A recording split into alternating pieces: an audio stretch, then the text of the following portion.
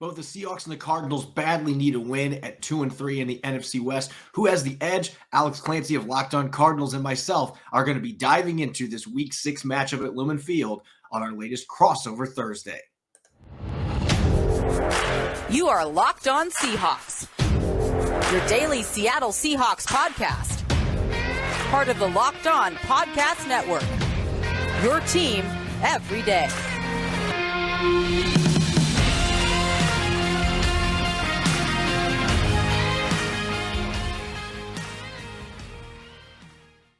Greetings, 12s and Cardinals fans. It's time for another Locked On Podcast Network crossover special. We've got an NFC West battle on tap at Lumen Field. The Seahawks, their home NFC West opener against the Arizona Cardinals. Both teams coming in at 2-3. I'm Corbin Smith for Locked On Seahawks. Joining me for the crossover today, Alex Clancy of Locked On Cardinals. Alex, it's good to see you 2 times a year. It really feels like both these teams are maybe trending in a little different direction, even though they have the same record. 2 of the weirder stories through 5 weeks in very different ways. Yeah. How we got to 2-3 in the Pacific Northwest and in the desert are not the same story. But yeah, I mean, it's fun. The storylines are endless, and it's just some highs, some lows, some yucks, some cool, some everything in the middle. But yeah, it's been a fun 5 weeks. Let's put it that way. Yeah, I mean, I can say this. Seahawks fans are having a lot more fun watching their football team for the most part than I think people anticipated.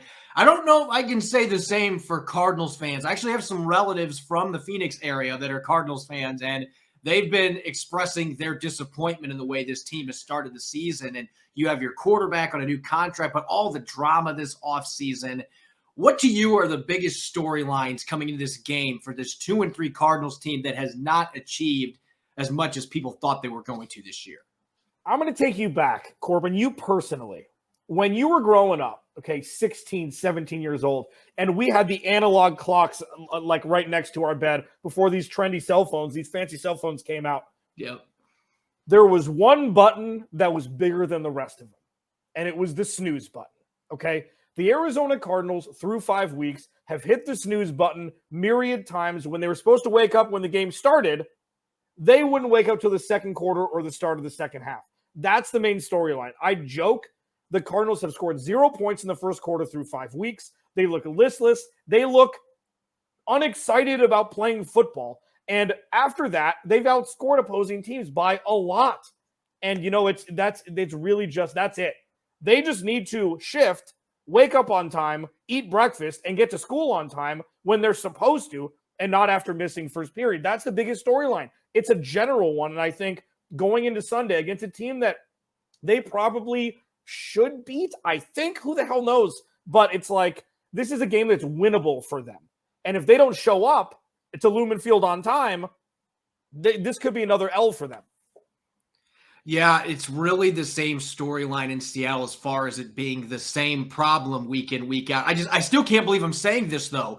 Can the defense catch up with the offense? Going into the season, everybody was talking about Geno Smith versus Drew Lock, the worst quarterback competition we've ever seen. And I was saying way back in April that Geno Smith was going to be the starter for the football team. Now, I did not think he was going to play anywhere close to the level he's played in these first 5 games. But I thought he could be a quality starter in this offense with the weapons that they have around him. He has exceeded all those expectations, leads the league in completion percentage, leads the league in completion percentage above expectation, leads the league in passer rating. He basically is in the top 3 in almost every notable category, whether it's traditional stats or we're looking at advanced stats.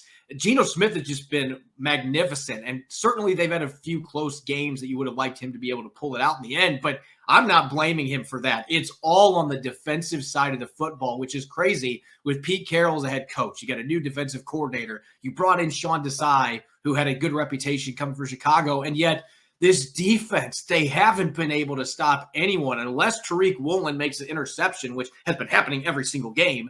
They can't get off the field to save their lives. They're the worst tackling team that I've ever seen coached by Pete Carroll. Their run defense has been atrocious. They're giving up explosives left and right. they just can't get out of their way on defense. And when they've gotten 3 and outs, it seems like they give up a fake punt pass or they have a penalty or something stupid happens. And that's been the situation for them for really the entirety of this season. They have not been able to get off the field. They're ranked 31st in defense in terms of points allowed. So things just keep getting worse and worse for the Seahawks on that side of the ball. You gave up 235 rushing yards last week to Taysom Hill and Alvin Kamara. It just week after week, they keep finding ways to set records that aren't exactly what you want to be setting records for. They keep finding ways to be in the record books for the wrong reasons. Like they're one of only 9 teams in NFL history to give up over 145 rushing yards and at least 2 rushing touchdowns in 3 straight games. Like that is not the company that you want to keep. And yet that's been the defense here. This team should probably be 4-1, but their defense has not been able to get off the field against offenses that are missing injured players. Like it's been a nightmare on that side of the football. They can't figure that out. Kyler Murray and company, this is the game for you to wake up offensively and get off to a fast start because Seattle can't stop a peewee team right now. Yeah, absolutely. And excuse the camera going off there for a second. It's what we do here. So all I needed to see was week 1 against Denver to see what Seattle was. That's all you needed to see was week 1 against Denver, where it's like, oh, okay, they've got that inside them. Then, everything is about, the ceiling was just shattered after week 1. With the Cardinals, they're very fickle. It's, Can they have sustained drives? You throw out week 1 against Kansas City, and then week 2 the miraculous comeback, and then it's been up and down ever since. And it's like, well, will the real Arizona Cardinals please stand up? And that's kind of what we're looking at here. And I don't know what's going to happen on Sunday, Corbin. I'm terrified for our third segment. We have to make predictions. I have no idea what's going to happen. I'm punting. Like it's going to be very interesting to see if Geno Smith can continue to roll. And it'll be very interesting to see if this would be a get-right game for the offense of the Arizona Cardinals, just to show that they can maybe put up a 30-burger in a game, which is what they were constructed to do this entire offseason. That's what's so fascinating is like going into the season, everybody was talking about Seattle being a potentially top 10, top 15 defense. Mm-hmm. And obviously that was with Jamal Adams being healthy. And I think Jamal Adams was going to have a huge season with the scheme that they put in. It was perfect for him. For him to go down with a season-ending injury in the season opener, that's been a big blow to this defense.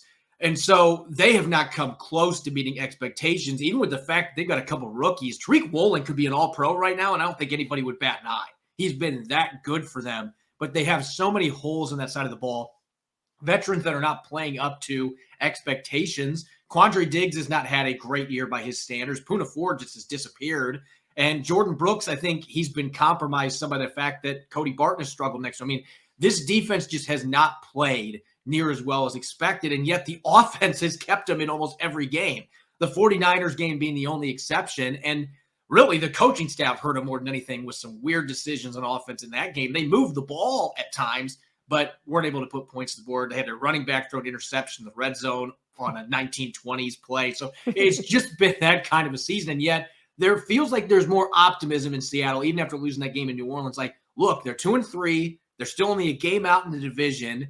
Geno Smith is throwing dimes all over the field. They're running the ball well. They got a young offensive line that might be the best they've had in a decade. I mean, you can make an argument this offensive line is as good as they've had under Pete Carroll, and they're young and getting better each week. So there's a lot to be excited about on that side of the ball. And then the Cardinals, you'd think their offense, even without DeAndre Hopkins, that's where their bread and butter would be, and yet they have not been able to come out of the gate and really get any traction in any of their games offensively, and they've had to have really crazy comebacks to get their 2 wins. So it really does feel like these two teams, they are polar opposites of what we expected, and now maybe there will be some going back to reality a little bit in this game coming up, but it's anyone's guess who is going to win this game. We'll get to predictions coming up here in a bit, but first we got some key matchups that we're going to break down. We'll get to that here in a moment.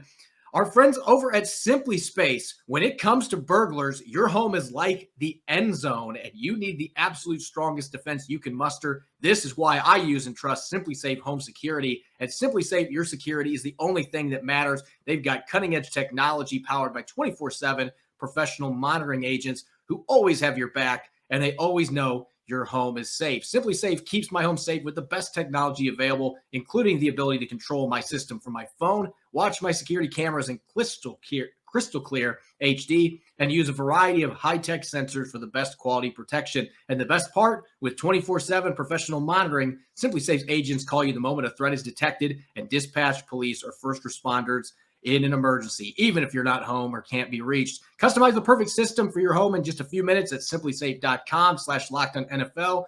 You can save 20% on your Simply Safe security system when you sign up for an interactive monitoring plan and get your first month free. Visit simplysafe.com/LockedOnNFL to learn more. There's no safe like Simply Safe. You're listening to our latest crossover Thursday edition of the Locked On Podcast Network, Locked On Seahawks, Locked On Cardinals. I'm Corbin Smith for Locked On Seahawks. Joining me for the show, Alex Clancy of Locked On Cardinals. We just talked about the crazy storylines of these two teams, how they really aren't playing anywhere like we expected, just polar opposites. The Seahawks are an offensive juggernaut without Russell Wilson. Whoever would have thought that? The Cardinals are struggling to score points, and they have all these weapons. They got Kyler Murray, and yet they have really been inconsistent on that side of the ball. Let's get to some matchups now going into this game, Alex. And like you said, it's weird looking at both these teams because they just haven't had the identities that we anticipated. And so maybe that makes the matchups a little different than what we've seen between these teams in recent years. Yeah, and it's funny, Corbin, like I talk about this a lot on the podcast, that every team in the NFC West has a very different relationship with each other. And I know it goes the same, with all divisions and things like that, but Seattle and Arizona has never made any sense. Like the wins and losses are so out of, like, it started with the end of Stephen Hauschka's career on Thursday Night Football with 48 missed field goals in overtime. Like, Stephen Hauschka was my favorite kicker in the NFL.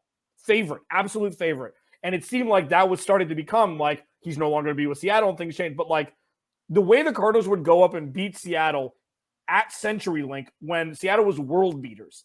And then, like, take last year, Seattle had nothing to play for, and the Cardinals had everything to play for, and Seattle ends up beating the Cardinals. Like, it's and everything in between. I am fascinated from, like, a social psychology stance to see what happens on Sunday. Like, it's going to be at Lumen Field. The Cardinals are comfortable there. Like, I know that not as many players who were there in 2018 are here now. Marcus Golden's been around. Like, there's history with these players for both sides and playing in the Pacific Northwest. So, yeah, man, like, this is a special relationship between two teams who haven't had exactly the start, as you mentioned, that everybody thought that they could have. My match, like, the things that I'm looking at is, number one, can somebody stop Hollywood Brown? Because I don't know. I didn't see this fast with DeAndre Hopkins from 2018 when they were playing in college together.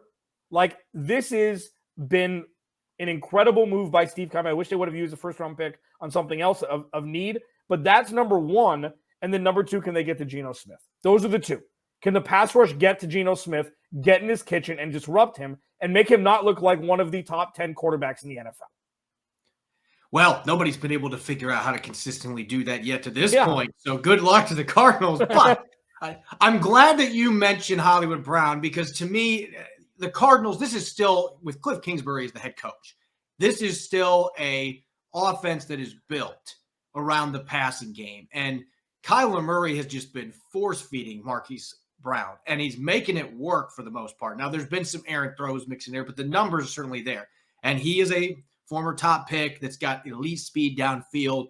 The Seahawks have had some issues at times giving up explosive plays down the field this year in the passing game. It has not been their biggest problem on defense, but I am excited to see Tariq Woolen, Tariq the Freak, go up against Hollywood Brown, because there aren't a lot of corners that can run with him, let alone 6'4" corners that can run with him. But Woolen ran a 4.2 640 at the combine at 6'4", and he plays that fast. That's what's crazy. Is like sometimes you see guys that run in the 4.2s, and you watch them on the field, you're like, I don't see that speed. Tariq Woolen, the interception he had last week on a curl route, there are like 3 corners in the world that could make that interception, that have the speed to be able to change direction and then go jump that route. He is one of them.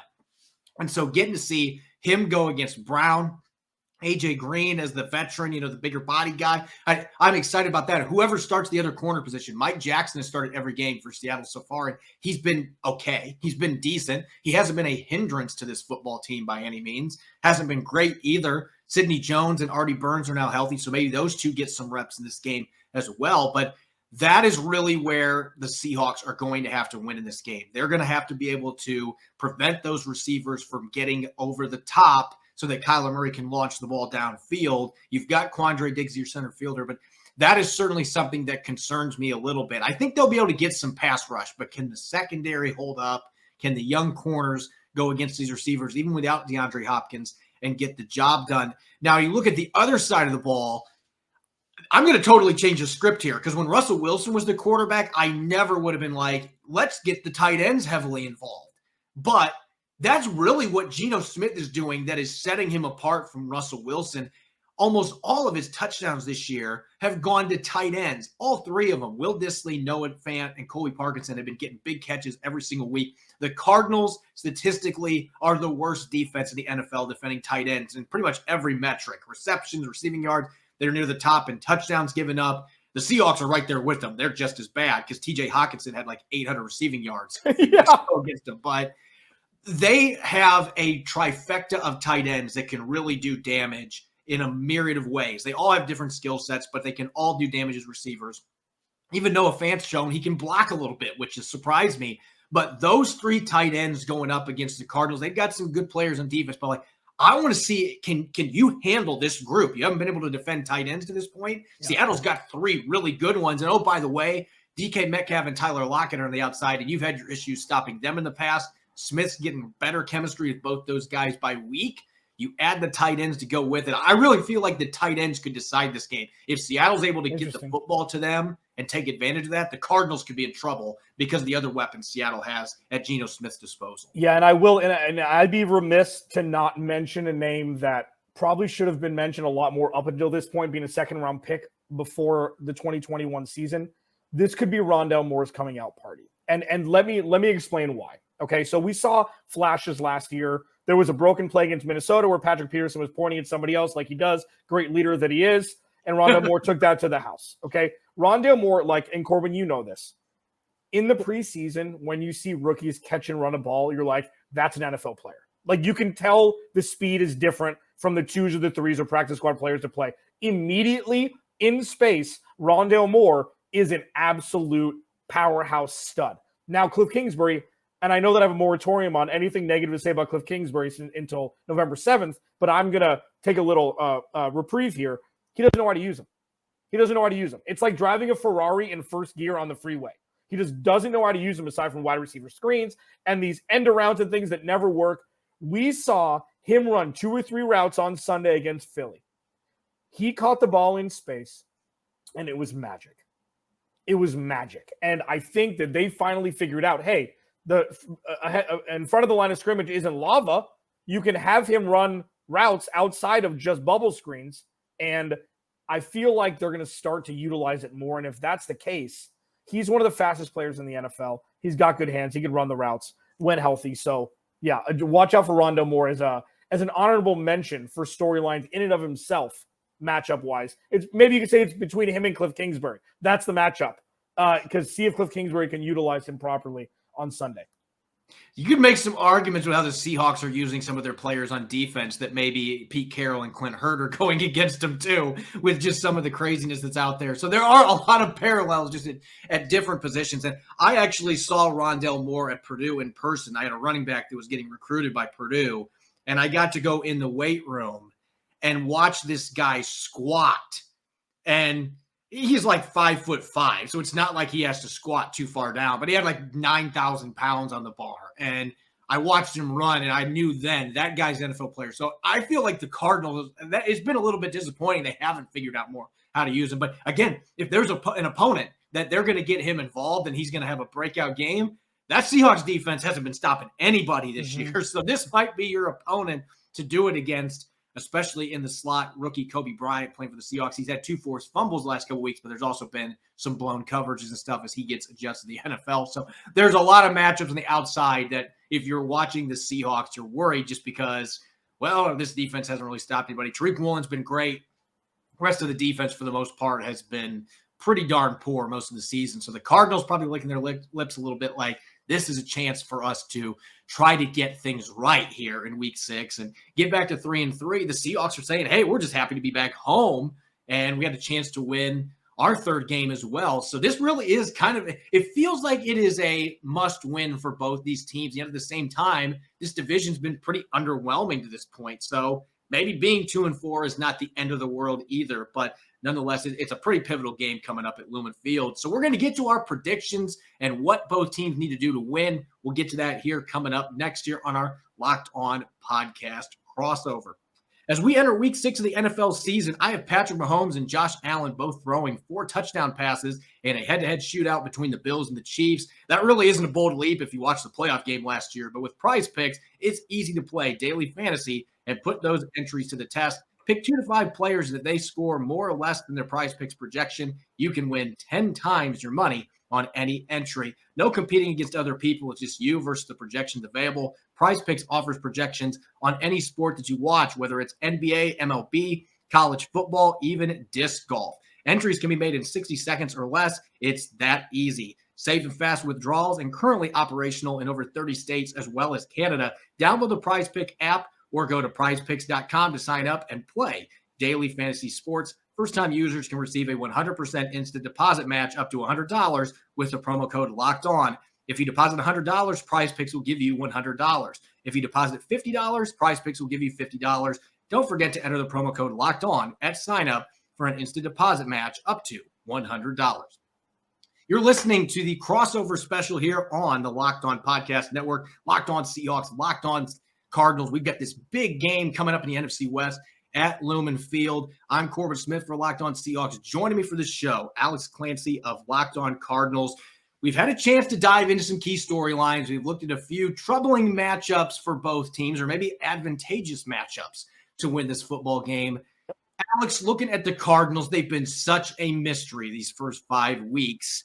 Why are they struggling so much out of the gate in all these games? What do you think is the biggest key or biggest keys, maybe one on offense, one on defense, for this Cardinals team to come into Seattle, place they've had a lot of success over the years, and get another win at Lumen Field? The pass game needs to be on point. And I joked about the snooze button and stuff. That's important. They've won 2 games without that, one in miraculous fashion and the other against a bad Carolina Panthers team. But we need to see more of Kyler Murray, Hollywood Brown, Kyler Murray, Rondell Moore, Kyler Murray, Zach Ertz. Like, James Conner's hobbled these day to day. Darrell Williams is out. Eno Benjamin is hobbled. They signed Corey Clement to the practice squad. There are very few offenses in the NFL, very few probably. There's probably 12 to 15 offenses who can just throw the ball. You don't need to run the ball. Ask Josh Allen how much running the ball is important to them over the last 3 years. It's null and void, aside from him running the ball and being one of the better red zone threats and goal line threats in the NFL. Kyler Murray can throw the ball 50 times and the Cardinals can win. And I'd like to see them just huck it a little bit more. Not so much the dump downs, not so much the wide receiver screens, the jet sweeps, all that stuff. Use verticality as your friend. You've got some of the fastest people in the NFL wearing Arizona Cardinals uniforms. Use it. Use it. And wake up for class on time. That's it. Like, score points in the first quarter. Have a sustained drive. And I'm not saying anything aside from the fact that the scripted plays that Cliff Kingsbury has all week to script are the ones that aren't working in the NFL, in the Cardinal season through 5 weeks. Hopefully that changes on Sunday. Yeah, and that really goes right into what I'm looking at for the Seahawks. And it's weird saying this because almost any other game I would be saying you got to find a way to force the quarterback to beat you because your run defense has been so bad, which it really has been. This is one of the worst run defenses that I've ever seen, even though I feel like the talent is there for this to be a good run defense. They were in the top 5 in yards per carry allowed a year ago, and they have a lot of the same personnel this year. So it's been the scheme change. They've had their run fit issues. But against this Cardinals team, you've got to be able to buckle down on the outside. They have to limit those explosive plays, and they have to limit yards after the catch. That might be the most important thing in this game, whether you're talking about the receivers or you're talking about Zach Ertz, who killed them last year in the second game that they played against, or first game they played against each other. Second game, he wasn't as big of a factor, but the one the Cardinals won in Seattle, They could not stop Zach Ertz, and he was getting some big chunks of yardage after the catch. You cannot do that in this game. You've got to be swarming to receivers. If they do catch the ball, especially with all the screens the Cardinals like to run, you have got to get multiple bodies to the ball carrier and get them down. I feel like if they can do that and they can find a way to keep Kyler Murray from getting outside of the pocket too much, if they can do those two things, then at least they might look like an average defense, which would be a huge upgrade over what we've seen the first 5 games. And then on the offensive side of the football, I'm looking at you, Geno Smith. Keep cooking out there. And I'm going to keep making fun of that because I always laughed at the let Russ cook thing. But Geno, it just sounds like more like a chef to me. Geno in there cooking, and he has been cooking masterpieces so far. You've got all these weapons at your disposal. You're going against a defense that has not been able to stop tight ends. DK Metcalf's had some big games against the Cardinals. Tyler Lockett, I think he circles any game against Arizona. He's a 4-letter word. Yeah, he's a 4-letter word against the Cardinals for sure. Yeah. So you've got all these weapons. You still got Ken Walker III as your running back, with Rashad Penny now being out for the season. It's a huge blow to their offense. But Ken Walker III is also an electric home run threat. Your offensive line's playing well.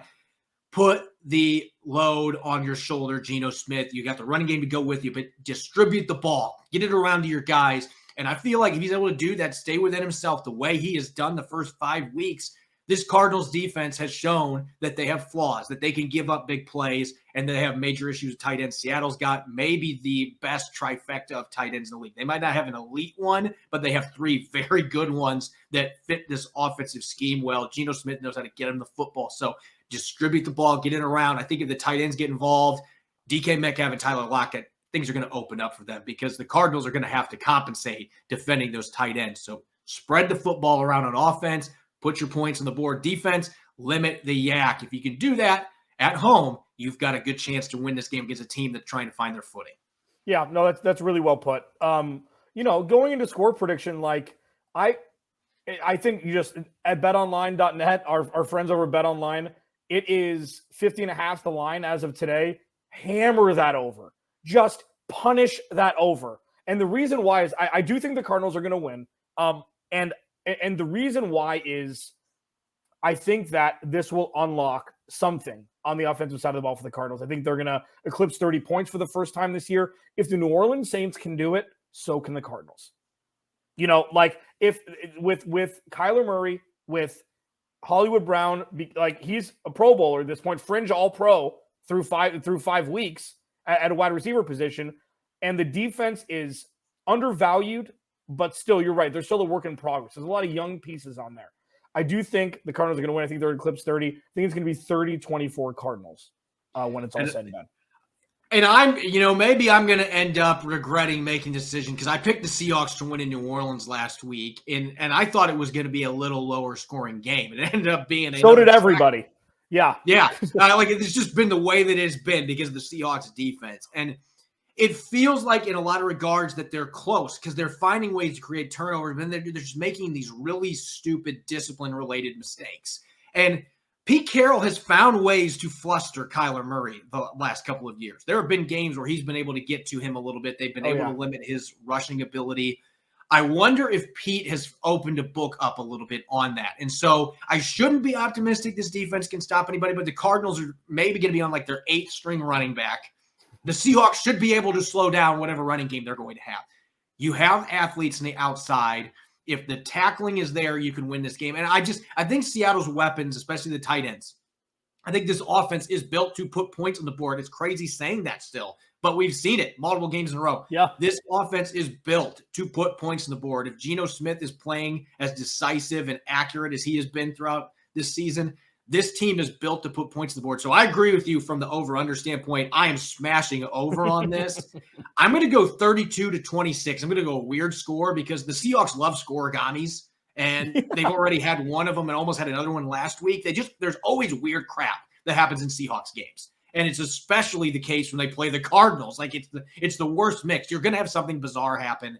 I think the Cardinals will have success moving the ball, but I think there's going to be a few red zone stops that lead to field goals. There might be a missed 2-point conversion thrown in there. I mean, just fluky things that happen at Lumen Field. And I think Geno Smith is going to find a way to get that game-winning drive that has evaded him in a couple of their close losses this year. I think he finds a way to get it done against the team. But I could see this one going either way. I could see the Cardinals come in and win by 25 points, too, if the defense continues to play the way they have. I mean, to me, this is the most unpredictable game we've had so far. But I think Seattle's offense against this Cardinals defense, with the weapons they have, the way Geno's playing with house money right now, going back home, I would feel confident they could put enough points on the board to win. It's really going to come down to, can the defense get stops, and can they find a way to prolong the Cardinals' first quarter slumps for one more game? If they can do that, that gives them a better chance. But this is truly the toughest one to predict up to this point. It really is. I don't know what to expect. I agree. I mirror everything that you just said. It's just one of those bizarre games. Like you said, every time these two teams get together, it doesn't matter what stadium it is. I feel like we could throw these two teams on in Germany or in London, and they're going to find a way for something that we just never saw coming to happen. It's just, that's the way the matchups between these two teams go. So I guess I'll finish off the show with this for the 12s and Cardinals fans out there. Make sure you have your popcorn ready, hunker down, because I guarantee there's going to be some weird stuff going on at Lumen Field with these two teams getting together in what I think is a pretty pivotal game, with both teams at 2-3 trying to get back to the 500 mark. Should be a pretty entertaining contest. You can follow me on Twitter at Corbin Smith NFL. You can follow Alex at Clancy's Corner. Make sure to check out Locked On Seahawks and Locked On Cardinals for our Friday episodes as we wrap up coverage going into this NFC West matchup on Sunday. Thanks for listening in. Go Hawks, go Cardinals.